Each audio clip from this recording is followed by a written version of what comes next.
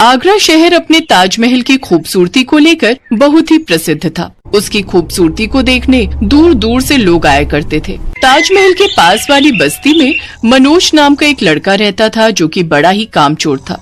उसके माता पिता उससे बड़े परेशान थे। एक रोज अपने माता पिता के ताने सुनकर वो घर से गुस्से में निकल जाता है और एक पेड़ के नीचे बैठ जाता है। बेटा, मुझे इस पेड़ के नीचे ध्यान लगाना है। तुम जरा यहाँ से हट जाओ और क्यों यूं आलस में बैठे हो कि राम का नाम तक भी नहीं लिया जाता। घर वाले कम थे हैं जो अब तुम भी ताने दे रहे हो और मुझे आलसी कहते हो। खुद क्या काम करते हो? सारा दिन बस ध्यान में डूबे रहते हो। अच्छा, तो ये बात है बेटा। तुम अगर मुझे यहाँ ध्यान लगाने दोगे तो मैं तुम्हें एक वरदान दूंगा, लेकिन उसकी शर्त यह है कि तुम्हें उसका कभी भी दुरुपयोग नहीं करना है। मुझे मंजूर है बाबा, दो मुझे वरदान अब दो। ठीक है, तो जो वरदान तुम्हें दूंगा उसके लिए तुम्हें एक मंत्र कहना है। ओम झटपट गायब हो जा स्वाहा, ओम झटपट प्रकट हो जा स्वाहा। इसके बाद चुटकी बजाते ही तुम्हारा कार्य पूरा हो जाएगा। मनोज खुशी खुशी वहाँ से वो मंत्र याद करके चला जाता है। उसे रास्ते में एक औरत दिखाई देती है जिसके हाथ में मिठाई के डिब्बे होते हैं। इस पे उस मंत्र का उपयोग करता हूँ। ओम झटपट गायब हो जा स्वाहा। अरे अरे, ये मिठाई कहाँ गई? मनोज कुछ आगे जाता है और फिर से वही मंत्र बोलता है। ओम झटपट प्रकट हो जा स्वाहा। तभी वो मिठाई उसके सामने प्रकट हो जाती है। वो उस डब्बे को लेकर घर आता है। अरे वाह, मेरे लाल की नौकरी लग गई क्या जो मिठाई लेकर आया है? हाँ माँ, ऐसा ही कुछ समझो। नौकरी या लॉटरी, अब तो हमारे पास पैसे ही पैसे होंगे। मनोज बहुत खुश था। अगले दिन वो बाजार गया जहाँ एक औरत गहने पहने हुए जा रही थी। मनोज ने मंत्र पढ़ते ही उसके सारे गहने चुरा लिए। हे भगवान, मेरे गहने! फिर मनोज जंगल में जाकर उन गहनों को प्रकट कर लेता है और उन्हें बेचकर ढेर सारे पैसे लेकर घर लौटता है। उसके हाथ में इतने पैसे देख उसके माता पिता हैरान थे। उन्हें अब मनोज पर शक होने लगा। कहीं तू कोई चोरी डकैती करके तो ये पैसे नहीं कमा रहा? मैं जानता था आप खुद साल भर मेहनत करके भी इतने पैसे नहीं कमा पाते, इसीलिए मुझ पर शक हो रहा है आपको। निकल जा तू मेरे घर से। हमें नहीं चाहिए तेरी ये हराम की कमाई। तो मुझे भी नहीं रहना यहाँ पर। गुस्से में मनोज गांव के जमींदार के पास जाता है और उससे अपने लिए नया घर खरीदने की बात कहता है। वो उसे इसके बदले काफी सारे पैसे भी देता है। तुम्हारे पास इतने पैसे? वैसे तुमने सुना आजकल आगरा में चोरी की वारदात काफी होने लगी है। आप कहना क्या चाहते हैं? ये पैसे कमाए हैं मैंने अपनी मेहनत से। अच्छा, चलो मैं तुम्हें घर दिखा देता हूँ। अब मनोज अपने मंत्र से चोरी करता और आराम से अपने बड़े घर में रहता। लेकिन अब वो ये छोटी छोटी चोरियां करके थक चुका था। अब वो कुछ बड़ी चीज पर हाथ साफ करना चाहता था। लेकिन आगरा में सबसे कीमती क्या है, ये उसे समझ नहीं आ रहा था। इसी का जवाब ढूंढने वो जमींदार के पास पहुंचा। अब आगरा की सबसे कीमती और मूल्यवान चीज तो ताजमहल ही है, जो न सिर्फ भारत में बल्कि विदेशों में भी फेमस है। अरे वाह, ये विचार मुझे क्यों नहीं आया है? अच्छा, अब मैं चलता हूँ। मनोज ताजमहल की ओर निकल पड़ा। जमींदार को अब उस पर शक होने लगा और वो उसका पीछा करने लगा। मनोज ने ताजमहल में पहुंचते ही वहां मंत्र पढ़ने शुरू कर दिए और देखते ही देखते वो ताजमहल गायब हो गया। ये नजारा देख जमींदार के साथ बाकी सभी लोग भी हैरान थे। ये कैसे हुआ? इसने वो मंत्र पढ़ा और चुटकी बजाते ही वो ताजमहल गायब। अब ये ताजमहल पूरा का पूरा मेरा है, लेकिन इसे खरीदेगा कौन? और ढेर सारे पैसे आखिर कैसे कमाए जाएं? मनोज वहां से चला जाता है और जमींदार सीधा कलेक्टर ऑफिस पहुंचता है। साहब, मैं सच कह रहा हूँ, ताजमहल की चोरी हो चुकी है और वो मनोज ने की है। इतना ही नहीं, पिछले दिनों जितनी भी चोरियां आगरा में हो रही हैं, वो सब मनोज ही कर रहा है। ये तुम क्या कह रहे हो? यह सच कह रहे हैं सर, ताजमहल अपनी जगह से गायब है। ताजमहल चोरी करने के बाद वो उसे बेचने मेरे पास जरूर आएगा साहब, हमें उस पर नजर रखनी होगी। शाम को मनोज जमींदार के पास आया। जमींदार साहब, मुझे एक हवेली बेचनी है जो दिखने में बिल्कुल ताजमहल जैसी बनी है। बोलो, खरीदोगे? ठीक है, लेकिन वो है कहाँ? जंगल के पास ही है। आप कल सुबह 10 बजे उस जगह पहुंच जाना। अगले दिन जमींदार सुबह जल्दी 10 बजे से पहले कलेक्टर और पुलिस के साथ वहां पहुंच जाता है, जहां वो मनोज को अपनी आंखों से वो ताजमहल उस जंगल में प्रकट करते हुए देखते हैं। ओम झट से प्रकट हो जा स्वाहा। अब वो समझ गए कि जो चोरियां आगरा में हो रही थी वो सब वही कर रहा था। तुम्हें चोरियां करने के जुर्म में गिरफ्तार किया जाता है। छोड़ो मुझे, मैंने कुछ नहीं किया। तुमने जो चोरियां की हैं उसका भुगतान है ये मनोज। तभी वहां वो साधु बाबा प्रकट होते हैं। मैंने तुम्हें मना किया था ना इस मंत्र का दुरुपयोग करने के लिए। अब तुम अपनी गलतियों का पश्चाताप करना जेल में रहकर। ये कहकर बाबा मंत्र पढ़कर ताजमहल को वापस अपनी जगह पहुंचा देते हैं और फिर अंतर ध्यान हो जाते हैं। मनोज को पुलिस पकड़कर ले जाती है और ताजमहल एक बार फिर आगरा की शोभा बढ़ाने लगता है।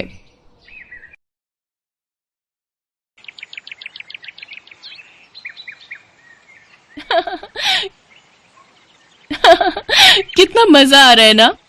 हाँ, और आज तो परीलोक का मौसम भी कितना सुहाना है। एक तो इतना अच्छा मौसम और ऊपर से आज तो माँ भी यहाँ नहीं है। आज तो जितना जी चाहे मस्ती कर सकते हैं हम। हाँ, पर शाम होने से पहले हमें वापस परी महल पहुंचना है। अगर माँ को पता चल गया कि हम सारा दिन बाहर थी तो वो बहुत नाराज होंगी। अरे तू चिंता क्यों करती है? मैं अपनी ये छड़ी घुमाऊंगी और पलक झपकते ही तुम दोनों के साथ परी महल उड़कर पहुंच जाऊंगी। वाह रागिनी, क्या बात कर दी। अरे मैंने कौन सा चुटकुला सुनाया जो तुम इतना हंस रही हो? चुटकुला ही तो है। हम दोनों को पता है तुमने अभी उड़ने या किसी को उड़ाने का जादू नहीं सीखा है। अब किसने कहा? अभी दिखाऊं तुम दोनों को उड़ाकर? हाँ हाँ दिखाओ ना, हम भी तो देखें जो जादू अब तक हमें नहीं आया वो तुम्हें कैसे आ गया। इसके बाद रागिनी ने फौरन अपनी छड़ी घुमाई और अपने जादू से अपनी दोनों बहनों कामिनी और मोहिनी को उड़ाने की कोशिश करने लगी, लेकिन वो ऐसा नहीं कर पाई और ये देखकर उसका चेहरा उतर गया, जबकि उसकी दोनों बहनें हंसती हुई बोली, अरे अरे अब बस कर रागिनी, इतनी देर से हम हवा में उड़ रहे हैं, अब हम थक गए हैं, हमें नीचे उतार दो ना। सच में उड़ने में तो बहुत मजा आया। उड़ा लो, जितना मजाक उड़ाना है उड़ा लो मेरा। देखना तुम दोनों, जब मैं माँ से ये वाला जादू खूब अच्छे से सीख लूंगी ना, तब तुम दोनों को हवा में उड़ाकर आसमान में ही लटका दूंगी। ये कहानी इन्हीं तीनों बहनों की है, रागिनी, कामिनी और मोहिनी, जो आपस में बहनें थीं और असल में परीलोक की 3 राजकुमारियां थीं। तीनों बहनें खूब मस्तीखोर थीं। जब भी उनकी माँ यानी परीलोक की रानी किसी काम से बाहर जाती तो तीनों बहनें परी महल से निकलकर खूब मटर गश्ती करती। फिर उसी शाम रागिनी, अरे माँ आप आ गई, कितनी देर कर दी आपने? पता है माँ, हम तीनों ने सारा दिन आपका इंतजार किया कि कब आप आएंगे और हम सब साथ बैठकर खाना खाएंगे। अच्छा ऐसी बात है क्या? इतना कहते ही रानी परी ने अपनी आंखें बंद की और अपने जादू से उस बीते दिन को अच्छी तरह देखा। मैंने सब देख लिया कि तुम तीनों कैसे झूले में बैठकर मेरा इंतजार कर रही थी, वो भी सारा दिन। क्यों, सही कहा ना मैंने? माँ आप ये कैसे कर लेती हो? अरे पागल, माँ को कौन सा जादू नहीं आता? माँ हमें भी सिखाओ ना, हमें भी सारे जादू सीखने हैं। हाँ हमें चीजों को उड़ाना तो आता है पर खुद नहीं उड़ना आता। वो इसलिए क्योंकि तुम तीनों बहुत चंचल हो, जादू सीखने के लिए बहुत एकाग्र होना पड़ता है। चलो अब ये सब छोड़ो और खाना खाकर सो जाओ। कल तड़के सुबह ही मैं तुम्हें सिखाऊंगी कि कैसे उड़कर कहीं भी पहुंचा जा सकता है। ठीक है? ठीक है माँ। जब वो तीनों सो रही थी तभी खिड़की के पास एक आदमी आया और बोला, सो गई महाराज, तीनों सो गई। इस परिलोक की सत्ता अपने हाथ में लेने का वक्त अब आ गया है। ये तीनों अब जाएंगे परिलोक से बाहर और रानी परी जाएगी जेल में और मैं और आप बैठेंगे परिलोक के सिंहासन पर। महाराज अनंत सिंह की जय हो, जय हो। ये है परिलोक का महामंत्री और रानी परी का सलाहकार अनंत सिंह, जो असल में बहुत ही दुष्ट था। अनंत सिंह सारे जादू जानता था और खुद परिलोक का राजा बनना चाहता था। उसने अपने जादू से रानी परी को बेड़ियों में कैद करके उनसे उनकी जादुई छड़ी भी छीन ली। दुष्ट अनंत सिंह, तूने दिखा दी ना अपनी असलियत, मैं तुझे छोड़ूंगी नहीं। तू क्या कर लेगी बुढ़िया? तेरी छड़ी तो मेरे पास है, तो अब तुझसे कोई जादू तो होगा नहीं। और रही बात तेरी बेटियों की, तो उन्हें भी ठिकाने लगा चुका हूँ मैं। रानी परी को लगा कि अनंत सिंह ने उसकी तीनों बेटियों को मार दिया है। वो फूट फूट कर रोने लगी। उधर धरती पर जब तीनों राजकुमारियों की आंख खुली तब अरे ये हम कहाँ आ गए और ये हमारे कपड़ों को क्या हुआ? माँ कहाँ है और हमारा परी महल? लगता है ये धरती लोक है। माँ ने मुझे बताया था इस लोक के बारे में, पर हम यहाँ आए कैसे और अब वापस कैसे जाएंगे? चलो किसी को ढूंढते हैं और उससे मदद मांगते हैं। अनंत सिंह के जादू से तीनों राजकुमारियों के कपड़े एकदम सादे हो चुके थे और वो बहुत ही गरीब दिख रही थी। फिर एक झोपड़ी के बाहर रुककर रागिनी ने कहा, कोई है? हाँ मैं हूँ, पर तुम कौन हो बेटी? प्रणाम माँ जी, मेरा नाम रागिनी है और ये दोनों मेरी बहनें हैं, मोहिनी और कामिनी। हम तीनों अब क्या हुआ बताओ? हम तीनों को बहुत भूख लगी है। हमारा इस दुनिया में कोई अपना नहीं है। अरे ऐसा क्यों कहती हो? वो ऊपर वाला है ना, वो सबका रखवाला है। आ जाओ, अंदर आ जाओ। सरला की झोपड़ी ज्यादा बड़ी नहीं थी। वो उस झोपड़ी में अपने 3 बेटों के साथ रहती थी, रमेश, महेश और कमलेश, जो कि लकड़हारे थे और स्वभाव से बहुत ही मेहनती और दयालु थे। ऐसे ही कई महीने बीत गए। फिर एक दिन अब मेरी उम्र हो गई। पता नहीं मुझे कब भगवान अपने पास बुला लें। तुम लोगों का भी तो कोई नहीं है, तो मैं चाहती हूँ कि तुम तीनों मेरे बेटों से शादी कर लो, अगर तुम्हें कोई ऐतराज ना हो तो। तीनों राजकुमारियों को इससे कोई ऐतराज नहीं था। जैसे ही तीनों भाइयों ने अपनी अपनी पत्नी की मांग में सिंदूर भरा, अचानक एक तेज रोशनी हुई, जिसके साथ ही तीनों राजकुमारियां अपने असली रूप में आ गईं और उन्हें उनकी जादुई शक्तियां भी वापस मिल गईं। ये सब देखकर सरला ने अपनी तीनों जादुई बहुओं के सिर पर हाथ रखते हुए कहा, तुम तीनों तो साक्षात लक्ष्मी का अवतार हो। तुम तीनों को अपनी बहुओं के रूप में पाकर मैं तो धन्य हो गई। भगवान तुम्हें सदा सुखी रखे। माँ जी, सुख तो हमें तब मिलेगा जब हम अपनी माँ को उस दुष्ट अनंत सिंह से आजाद करेंगी। हमें आज्ञा दीजिए, परिलोक जाकर सब कुछ ठीक करके आपके पास वापस आने की।